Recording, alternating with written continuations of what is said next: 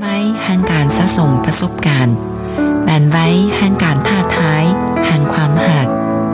เวลาล้มกันกับสาวนมรุ่นน้องที่อายุ20 ปีไป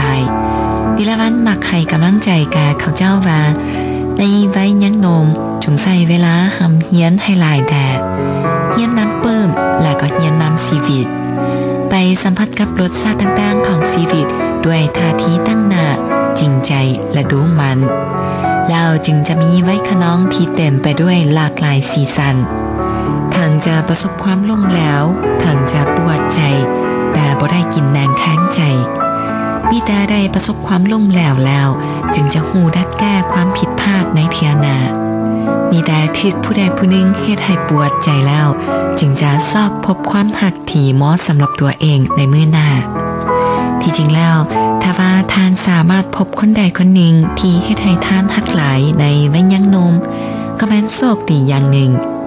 เพราะว่าในเวลานั้นท่านยังบ่ทันสร้างครอบครัวเถื่อยังสามารถเลือกคนหักได้ถ้าว่าหลังจากท่านได้สร้างครอบครัวแล้วจึงได้พบคนที่ตัวเองหักหลาย